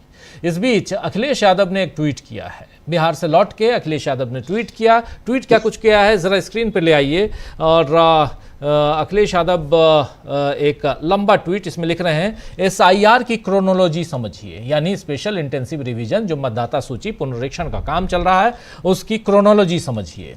क्रोनोलॉजी क्या है कि भाजपा की साजिश सिर्फ वोटर लिस्ट से नाम काटना नहीं है, उसके बाद राशन कार्ड से भी नाम काटना है, फिर जाति प्रमाण पत्र को खारिज करना है, फिर आरक्षण मारना है, फिर खेत घर मकान जमीन से नाम काटना है, गरीब पिछड़े दलित अल्पसंख्यकों को सड़क पर लेकर आना है। भाजपा का मकसद PDA की हकमारी और मतमारी करना है। इन सब बातों का भंडाफोड़ होने के बाद अब भाजपा कभी नहीं जीत पाएगी, क्योंकि जागरूक जनता अपना वोट बचाएगी, डालेगी और फैसला आने तक पूरी निगरानी रखेगी और जीत का प्रमाण पत्र लेकर ही मानेगी। भाजपा को हराएगी और हटाएगी। जब तक जीत का प्रमाण पत्र नहीं तब तक आराम नहीं। ये अभी से लेकर जीत के प्रमाण पत्र तक की बात इन्होंने, और इस बीच SIR का मतलब मकसद ये दोनों इन्होंने समझा दिया है। उसकी क्रोनोलॉजी को अखिलेश यादव बिहार से लौटकर आने के बाद इस क्रोनोलॉजी को समझा रहे हैं अखिलेश यादव। आना चाहता हूं सीधे अब अमलेंदु उपाध्याय जी के पास। अमलेंदु जी, इस क्रोनोलॉजी को जरा और आप क्लियर कीजिए। और दूसरी चीज की क्या आपको भी लगता है कि एक क्रांति का आगाज बिहार से हो चुका है? निश्चित तौर पर राजीव जी, बिहार से क्रांति का आगाज हो चुका है और देश के तमाम राज्यों से खबरें आ रही हैं कि वोट चोरी के खिलाफ लोग आंदोलित हो रहे हैं और जगह जगह निकाला जा रहा है कि कहाँ कहाँ चोरी हुई है। आपने जैसे आज बताया कि गुजरात के प्रदेश कांग्रेस के अध्यक्ष अमित चावड़ा ने प्रेस कॉन्फ्रेंस की और उन्होंने बताया कि जहां से केंद्रीय मंत्री CR पाटिल जीत कर आते हैं वहां 2,80,000 वोटों का परीक्षण किया गया और उसमें 12.5% वोट जो थे वो फर्जी निकले हैं। अभी पूरा उसका परीक्षण नहीं हुआ, पूरा परीक्षण अगर होगा तो 60 से 65 लाख फर्जी वोटर पूरे गुजरात में निकलेंगे। तो यानी गुजरात मॉडल जो है वो भी सामने निकल कर आ गया कि वहां भी फर्जी वोट से ही बीजेपी की सरकार बनी है, फर्जी वोटर्स के जरिए बनी है। कल भूपेंद्र सिंह हुड्डा ने राजीव जी एक प्रेस कॉन्फ्रेंस की थी, उन्होंने भी बताया कि किस तरीके से हरियाणा में वोटों की चोरी की गई है, उन्होंने भी कुछ आंकड़े रखे थे।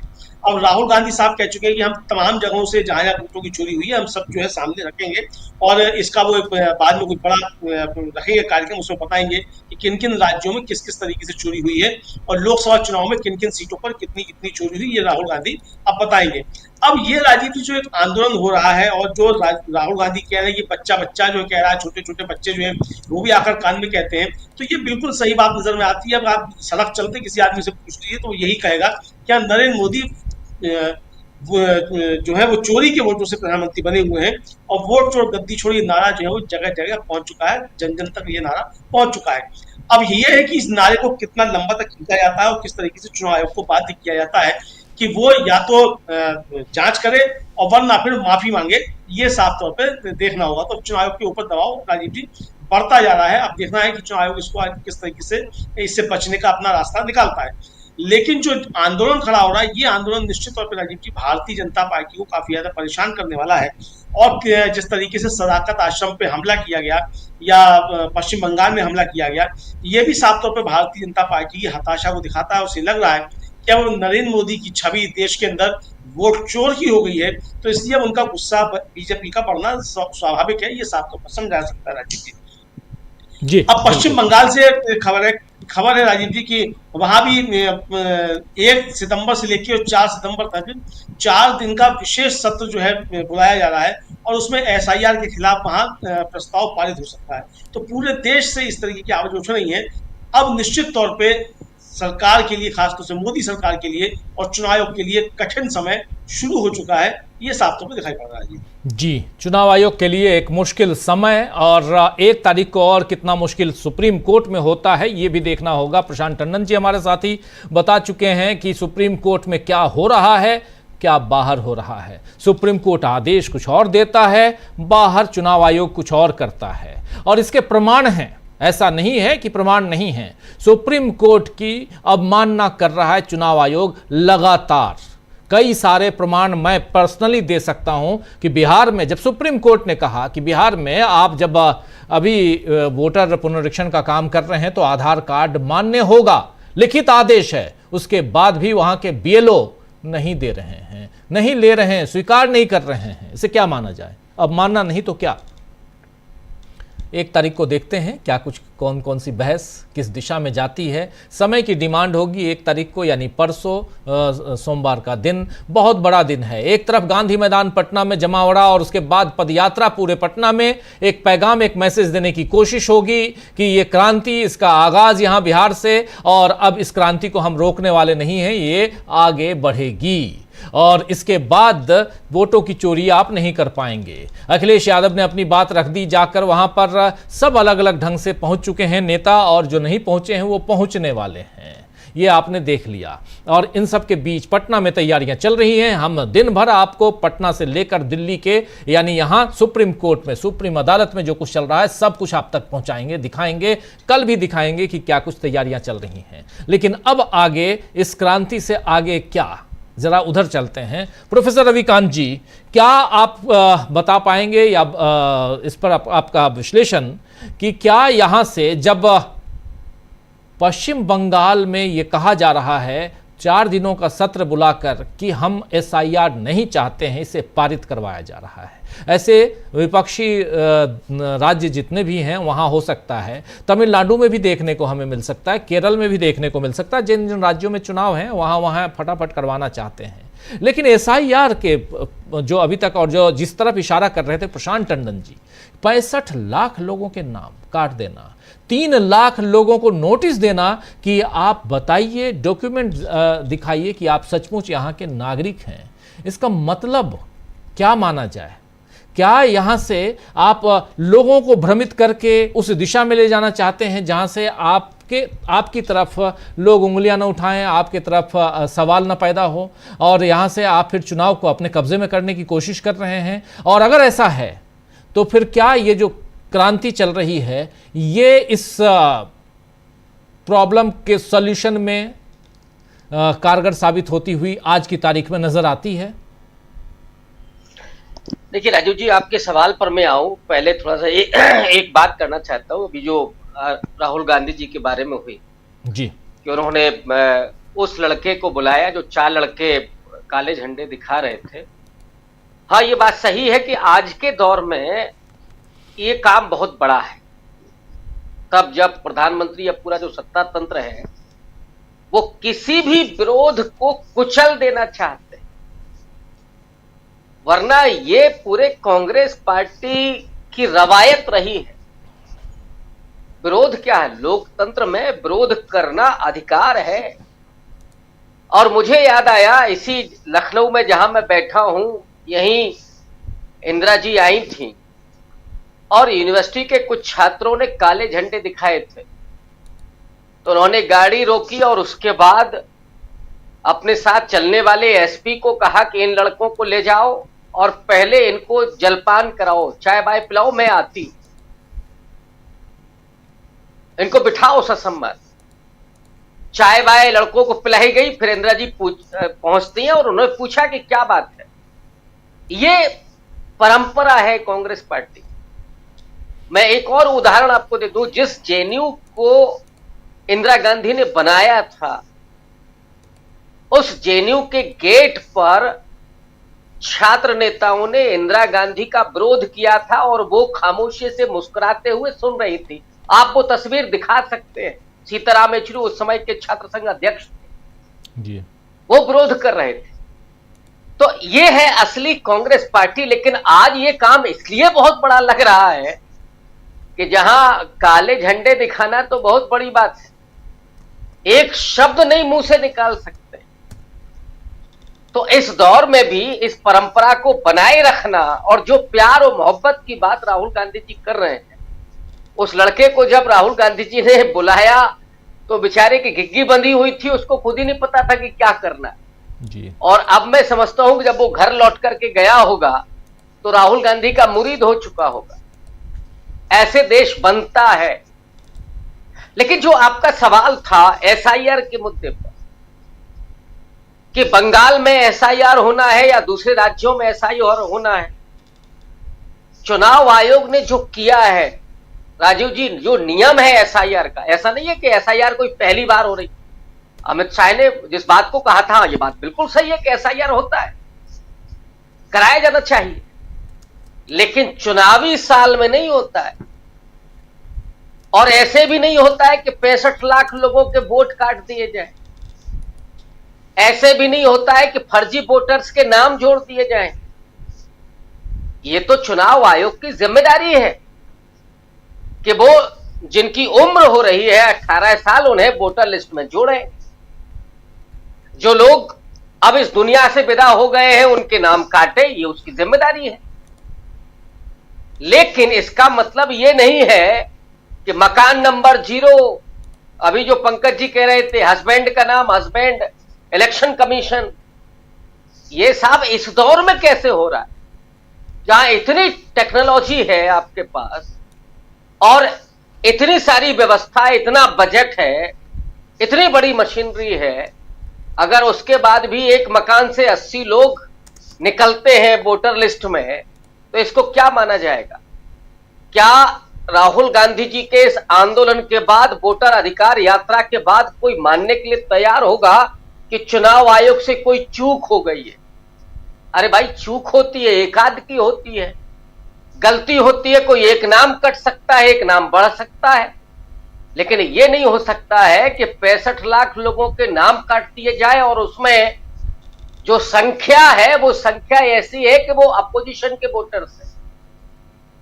और जो फर्जी वोटर्स बढ़ रहे हैं वो फर्जी वोटर्स कौन है, कौन कौन से बूथ पर है, किस मकान में है, ये सारी धांधली जब समझ में आ गई है। और चुनाव आयोग को तो अब वो बेशर्म ही है, वो अलग बात है, वरना घड़ों पानी पड़ गया है।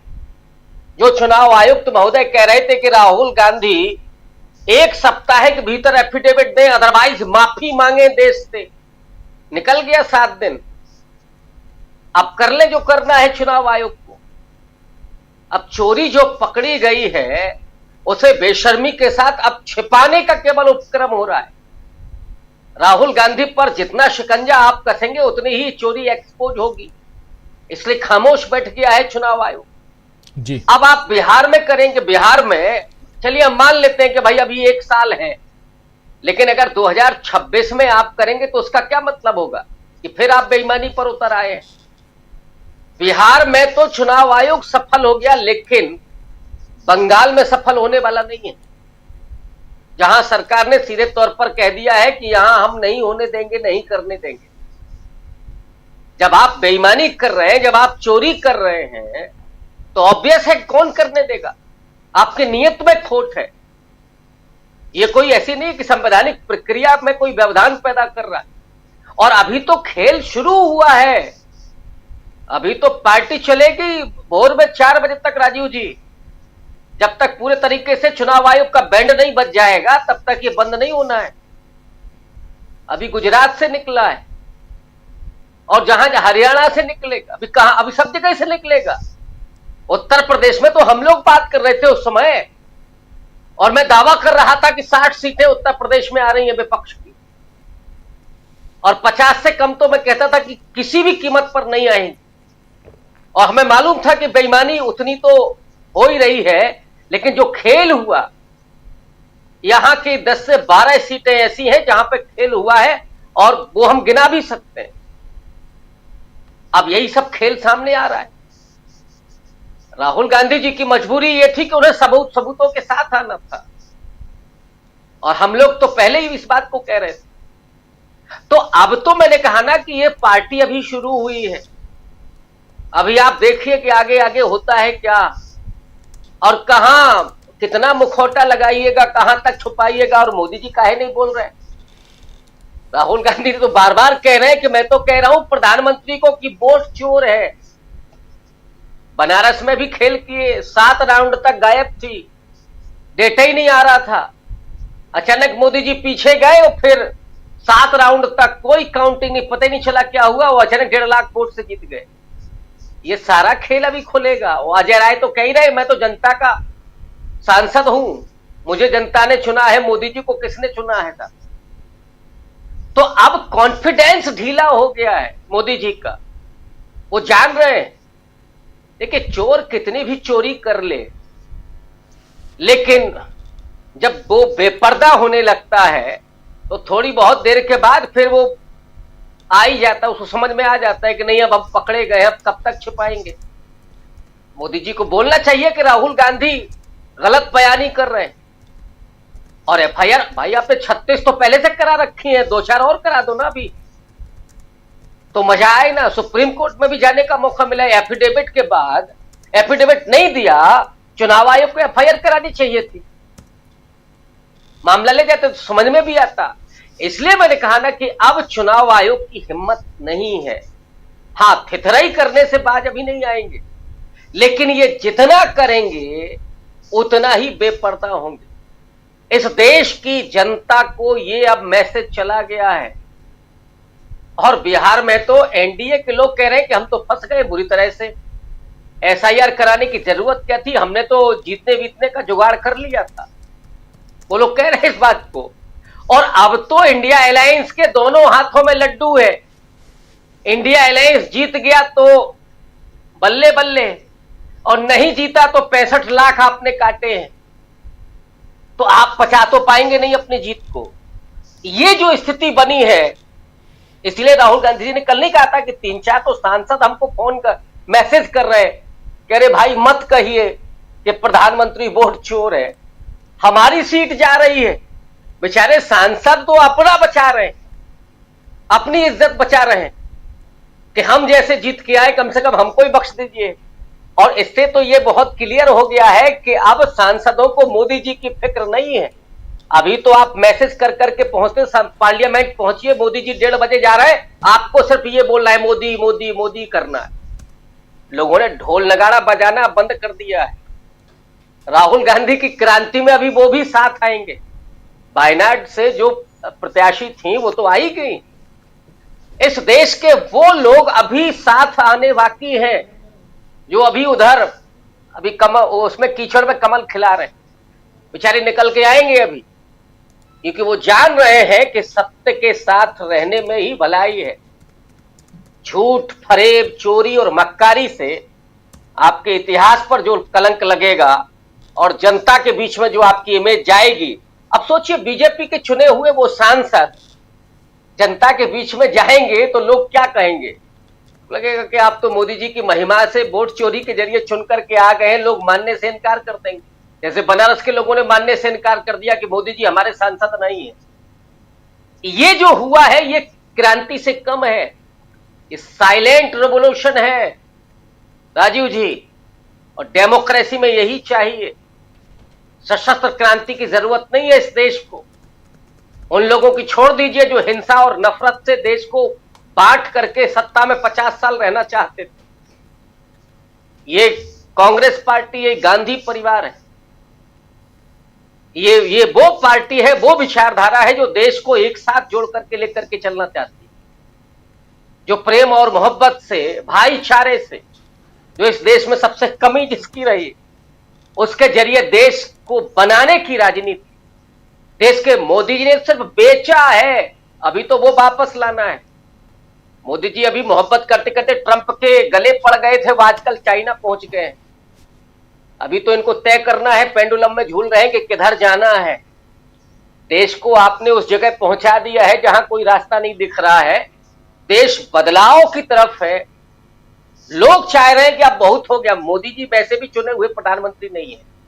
मोदी जी अभी जो सोच रहे थे ना कि जनता ने हमें विश्वास खो दिया, हम दूसरी जनता चुन लेंगे, अब लोगों को समझ में आ गया है। अब वो सत्ता बदलने के लिए बेकरार है। और मैं दावा तो नहीं कर रहा हूं, अनुमान से ही कह रहा हूं, बिहार चुनाव के बाद राजीव जी टीवी लाइव पर हम लोग ये डिस्कशन करेंगे कि सरकार के अब कितने दिन बाकी। सिर्फ बिहार चुनाव और उसके नतीजे का इंतजार, ये देश बेसब्री से इंतजार कर रहा है। राजीव जी, एक बहुत बड़ी बात कह रहे थे आप प्रोफेसर रविकांत जी, प्रशांत जी। प्रोफेसर रविकांत जी कह रहे हैं कि बुरी तरह फंस गया है यहाँ एनडीए, यानी चुनाव आयोग ने फंसा दिया है। जीत गया इंडिया गठबंधन तो बल्ले बल्ले, हार गया तो 65 लाख के कारण हारा। आपको भी लगता है ऐसा? जी, और एक और बात जो रविकांत जी ने कही, मैं उनसे सहमत हूं। देखिए, वो जानते हैं कि बिहार चुनाव क्यों आवश्यक है। मोहन भागवत कोई ना कोई बहाना निकाल कर रिटायरमेंट की बात ले आते हैं, चाहे वो पक्ष में, चाहे वो कोई एग्जाम्पल देख के, लेकिन वो कोई ना कोई बहाने से रिटायरमेंट याद दिला रहे हैं 75 साल होने पर। देखिए, बिहार चुनाव इसलिए जरूरी, इसीलिए पूरी बेशर्मी के साथ चुनाव आयोग को लगा दिया गया, इसीलिए क्योंकि उनको मालूम है कि बिहार चुनाव अगर आपने नहीं जीता तो उसके बाद फिर आप एक्सटेंशन पे हैं। वो एक्सटेंशन कब खत्म हो जाएगा पता नहीं है।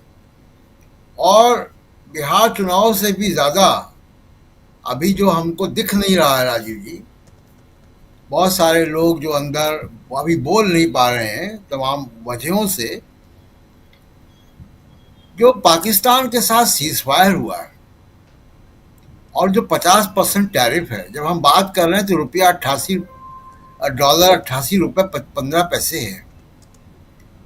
नौकरियां जाएंगी लोगों की, फैक्ट्रियां बंद होंगी, काम धंधे बंद होंगे। तो ये दो बातें जो हुई हैं, 50% टैरिफ, और वो भी उसके द्वारा जिसका हवन कर रहे थे आप, जिसका चुनाव प्रचार करने पहुंच गए थे अब की बार ट्रम्प सरकार, जिसके पोस्टरों को आप केक खिला रहे थे यहाँ पे, जिसको सनातन का रक्षक बता रहे थे आप, वही आपके ऊपर 50% टैरिफ लगा रहा है। ये आसान नहीं हुआ है। यहां से ये मैं कहूंगा कि गिनती चालू है, उल्टी गिनती। बिहार के बाद उसमें कील ठुक जाएगी। दूसरा जो राहुल गांधी ने वहां किया है, तेजस्वी यादव ने किया है, बाकी जो पूरे गठबंधन वहां पे लगा रहा, दीपांकर भट्टाचार्य हो चाहे वो साहनी हो,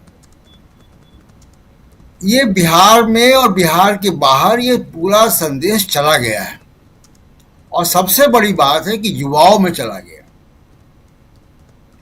और वो इसीलिए आप देखिए कि जब ये नाम काट रहे हैं तो 37% लोग, लगभग 38% लोग 40 साल से नीचे जिनके नाम कटे हैं, वो जो 65 लाख है, तो लगभग 38% लोग आपने युवा काट दिए। इसका मतलब है कि आपको मालूम है कि कहाँ से आ रहा है। और अगर आप सोशल मीडिया या दूसरा प्लेटफॉर्म देखेंगे, और क्योंकि मैं तो बहुत समय लोगों से बात भी करता हूँ सुबह शाम तक, तो बहुत लोगों के अंदर गुस्सा है और ये वोट चोरी का मामला चला गया है। और उसमें बड़ा कंट्रीब्यूशन ज्ञानेश कुमार का है। जी, ज्ञानेश कुमार की प्रेस कॉन्फ्रेंस ने राहुल गांधी को और ताकत दे दी। लोगों को समझ में आ गया, ज्ञानेश कुमार ये प्रेस कॉन्फ्रेंस नहीं करते तो एक तरफा होता मामला। ज्ञानेश कुमार की प्रेस कॉन्फ्रेंस ने पुख्ता कर दिया, और वो डिजास्टर्स थी, ब्लंडर था वो प्रेस कॉन्फ्रेंस। और जो उन्होंने खासकर वो बात कही कि हम सीसीटीवी फुटेज नहीं दे सकते क्योंकि महिलाओं की इज्जत का सवाल है, उसका इतना मजाक युवाओं ने उड़ाया है कि जिसकी इंतहा है। तो ये संदेश चला गया है बहुत, और बहुत बेचैनी होगी। इसलिए मैंने कहा कि ये बहुत निर्णायक दौर है, बहुत कुछ तय होना है। केवल एसआईआर का मामला नहीं है, केवल बिहार का चुनाव नहीं है, केवल वोट चोरी का मामला नहीं है। इस दौर में बहुत कुछ तय होना, अगले कुछ महीनों, कुछ 1-1.5 साल में बहुत कुछ तय होना है। और मोदी जी के पास इस वक्त जो सपोर्ट है वो केवल और केवल गोदी मीडिया का है। प्लास्टर के पीछे दीवार खोखली हो चुकी है। जी राजीव जी। जी बिल्कुल बिल्कुल, आप सही कह रहे हैं। ये बहुत कुछ है और बहुत सीरियस नोट पे अभी इस पूरे मसले को हम लोग देख रहे हैं। जैसे जैसे ये अभी चुनाव की तरफ हम बढ़ेंगे और चुनाव आयोग जैसे जैसे चुनाव की तरफ बढ़ेंगे, चुनाव आयोग फंसता जाएगा। चुनाव आयोग के पास पंकज जी समय की बहुत कमी है। 22 नवंबर तक चुनाव पूरा करवाना है, नई सरकार गठित होनी चाहिए। लेकिन दूसरी तरफ आप देखिए कि यहाँ परिस्थितियाँ हैं कि ये उलझाए हुए हैं। उलझाना तो चाहता था चुनाव आयोग विपक्ष को, लेकिन राहुल गांधी, तेजस्वी यादव, इन सब ने मिलकर चुनाव आयोग को उलझा दिया है। ये भी दिख रहा है क्योंकि जिस प्रकार वहां पर अब जनता सड़कों पे है और दूसरी तरफ एक साथ 11 याचिकाएं जिस पर सुनवाई सुप्रीम कोर्ट में चल रही हैं। जरा यहीं से और आता हूं अब क्लोजिंग की तरफ। आपसे समझना चाहता हूं कि क्या यहाँ पर चुनाव आयोग जो अब कह रहा है कि हमको पश्चिम बंगाल में करवाना है, वो भी ठान के चल रहा है पश्चिम बंगाल में, और पश्चिम बंगाल में जैसे जैसे इसके खिलाफ माहौल बनाने की कोशिश जो कर रही हैं ममता बनर्जी, वो आगे बढ़ेगा तो क्या उसका असर भी बिहार पे पड़ेगा, बिहार के चुनाव पे, बिहार के इस SIR पे? आपको क्या लगता है? ने एक चीज बोली कि प्लास्टर के पीछे की दीवार खाली है, लेकिन गोदी मीडिया है। लेकिन मैं आपको बता दूं, प्लास्टर के पीछे की जो दीवार है उसमें ईंट की जगह अभी भी कुछ थैली शाहों की नोट की गड्डियां लगी हुई, और उसी के कारण गोदी मीडिया भी है। जहां तक SIR के इम्पैक्ट की बात कहूं, जो मुझे ऐसा महसूस हो रहा है कि मोदी सरकार ने सोचा नहीं था कि इस मुद्दे पे इतना बड़ा रिएक्शन और इतना बड़ी प्रतिक्रिया होगी। इसीलिए उन्होंने चुनाव आयोग को ये इनिशिएट करने को किया कि हम वोटों की कतर गिनती करें, लेकिन उनका जो एस्टिमेशन था वो पूरी तरीके से गड़बड़ा गया। देखिए, हमको बार बार एक चीज को याद रखना पड़ेगा कि मोदी सरकार जो है वो नीतीश और चंद्रबाबू नायडू की वैशाखी पे खड़ी हुई सरकार है। और जो अभी तक की जो खबरें आ रही हैं कि नीतीश कुमार की पार्टी के बहुत बड़ी संख्या में लोग इस चीज से खफा हैं कि उनसे पूछे बगैर वहां पर SIR की घोषणा कर दी गई, क्योंकि उससे उनको सीधा नुकसान हो रहा है। और जैसे अभी तक हम मीडिया में खबरें देख रहे हैं कि बिहार में NDA जो इलेक्शन लड़ रहा उसमें JDU और भारतीय जनता पार्टी लगभग बराबर सीटें पर चुनाव लड़ रही हैं। और यदि JDU के नेताओं में इस चीज को लेकर बहुत बड़ा असंतोष है, क्योंकि ग्रामीण क्षेत्र से उनके वोट आते हैं, कि वहां पर उनके वोटर्स के नाम कट गए, तो मान के चलें कि ये एक जो इंटरनल कॉन्फ्लिक्ट है, अकेले NDA में नहीं, भारतीय जनता पार्टी में उसका एक वानगी है। बहुत सारे लोगों का कहना है कि RSS ने मोदी को फंसा दिया है, क्योंकि RSS के क्या दबाव है कि मोहन भागवत जी के कि वो मोदी के खिलाफ कोई एक्शन नहीं ले पा रहे हैं। और वो पता नहीं, कई लोग कहते हैं कि 2008-2009 से 800 करोड़ का लेन देन कुछ चल रहा था, जो वो एक जो चीजें उस पर तो बात नहीं है, लेकिन सब कुछ ना कुछ तो कारण था ही कि अचानक मोदी जी को प्रधानमंत्री का कैंडिडेट घोषित कर दिया, जब पूरी सीट अटल आडवाणी से लेकर पूरी परंपरा जिंदा थी। खैर, वो जो कोई मसला हो, तो अब ये है कि RSS के लिए नरेंद्र मोदी ना उगलते बन रहे हैं, ना निगलते बन रहे हैं। देखिए, एक चीज और है, RSS एक संदिग्ध संगठन है। संदिग्ध संगठन में कोई न तो नियम होते हैं, ना कानून होते हैं, ना कुछ है।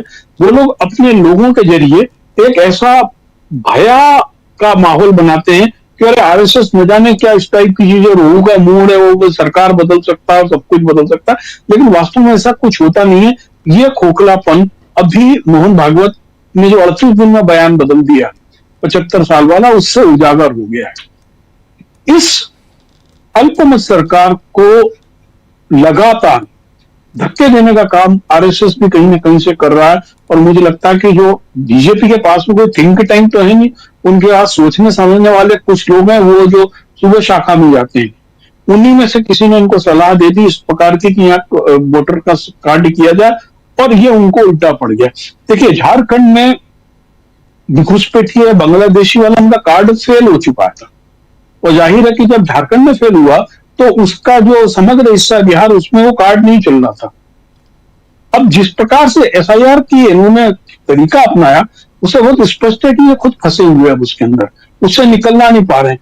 और चुनाव आयोग को भी अंदाज नहीं था, चुनाव आयोग को लगता था कि बीजेपी की सरकार है वो मैनेज कर लेगी, कोई इतना बड़ा जन आंदोलन नहीं बन पाएगा। अब चुनाव आयोग भी इसमें फंस गया है। रही बची कसर उन्होंने पूरी कर दी है, जो 1 तारीख की सुनवाई में बहुत काम आएगा। जब पूछा गया कि 2003 में जो एसआईआर हुई थी उसके क्या नियम थे, शर्तें थे, बायलॉज थे, उसकी जानकारी दे दी। आरटीआई में पूछा गया तो चुनाव आयोग ने कह दिया कि हमारे पास इस प्रकार की कोई फाइल ही नहीं है। तो ये जितनी चीजें चल रही हैं, चुनाव आयोग खुद गफलत में है कि अब हम इस उपद्रव से बाहर कैसे निकले, क्योंकि बिहार में एसआईआर का मसला एक जन आंदोलन बन गया है। दूसरी चीज, प्रशांत जी ने जो बात कही उसको बहुत गंभीरता से लीजिए।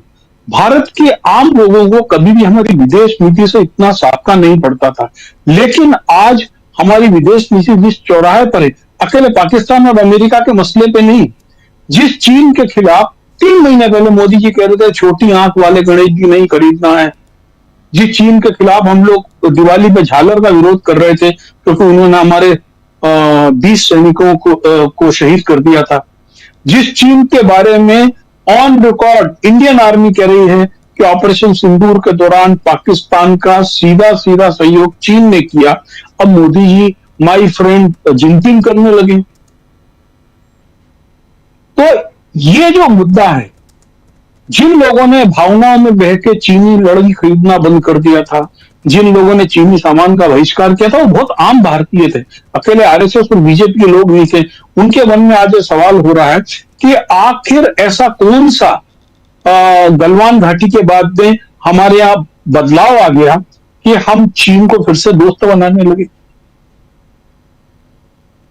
सवाल यह भी खड़ा हुआ कि रूस से जो कम कीमत को जो क्रूड ऑयल खरीदा जा रहा है उसका फायदा किसको मिल रहा है? आम भारतीय को तो मिल नहीं रहा है। ऑन रिकॉर्ड है केवल अंबानी उसका फायदा कमा रहे हैं। ये सब चीजें जो आज जिसको यंग जनरेशन कहा जा रहा है, जो मोस्टली इंटरनेट मीडिया पे और यूट्यूब चैनल्स के जरिए अलग अलग माध्यमों से सूचनाएं लेते हैं, उन तक बहुत गंभीरता से बात जा रही है। और इस तरीके से हमारी विदेश नीति का जो तमाशा है, उसको सुब्रमण्यम स्वामी का वो इंटरव्यू याद आने लगता है। अब पता नहीं सुब्रमण्यम स्वामी बहुत भरोसे के आदमी नहीं है, लेकिन उन्होंने तो बड़े भरोसे से बोला कि नरेंद्र मोदी जब चीफ मिनिस्टर थे तब बार बार चाइना जाते थे और चाइना सरकार के पास उनका पूरा गोपनीय चीजें दबी हुई हैं, और एस जयशंकर वहां पर उस समय जो राजदूत थे तो इनकी सब कुछ व्यवस्थाएं करते थे, इसीलिए मोदी जी चीन से दबते। अब ये बात के लिए आज की तारीख तक बीजेपी ने कोई प्रदर्शन सुब्रमण्यम स्वामी के घर पे नहीं किया। क्यों नहीं किया? राहुल गांधी वाली बात कि भाई मैं आपको बार बार चोर बोलूंगा, यदि आप चोर नहीं होंगे तो आप रिएक्ट करोगे, कैसे बोल दिया मुझको चोर, लेकिन यदि आप चुप रहते हो उसका मतलब आप चोर हो। तो सुब्रमण्यम स्वामी वाली बात, उनकी जो चीन से घुसने की इनकी नीति है उस पर बड़ी सटीक बैठ रही। और ये चीजें जो अब लोगों को समझ में आ रही है कि हम चाचा नेहरू को तो गाली बक सकते हैं, लेकिन चीन से तब से भारत ने कोई ऐसे व्यापारी का निजी संबंध नहीं स्थापित किए थे। अब तो जो सोरोस है, जिसको कांग्रेस को लेकर लोग गाली बक रहे थे, तो जॉर्ज सोरोस भी ट्रंप को गाली बक रहा है।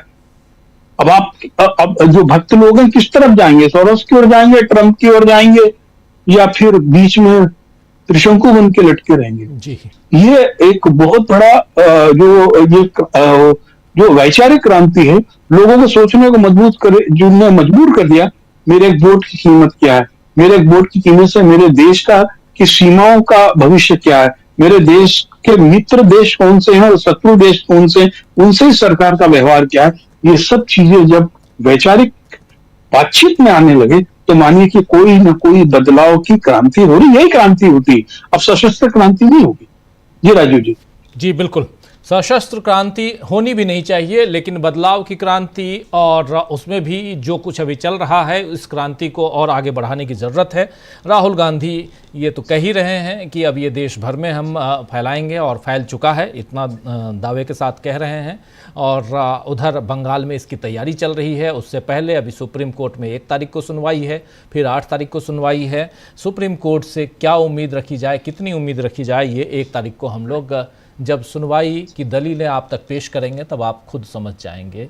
लेकिन सड़क पर देश का जो विपक्षी दल के नेता हैं वो मैक्सिमम जो हैं वो सड़क पे हैं, और ख़ासकर बिहार में इस वक्त। और उत्साह इतना ज़्यादा है कि अलग अलग राज्यों में विपक्षी दलों ने अब ये बीड़ा उठा लिया है कि हमको एक्सपोज करना है चुनाव आयोग को, बीजेपी को, कि ये लोग जीतते कैसे हैं और इसमें चुनावों में कैसे वोटों की चोरी करते हैं। यानी अब इंतज़ार कीजिए और तैयार रहिए बहुत सारे खुलासों के लिए। जल्द होने वाला है एक और खुलासा, ये बहुत जल्द अब तक हम पहुंचाएंगे। बहुत बहुत शुक्रिया पंकज जी आपका, बहुत बहुत शुक्रिया प्रोफेसर रविकांत जी, प्रशांत जी और अमलिंदु उपाध्याय जी, आप सबका बहुत शुक्रिया, बहुत धन्यवाद।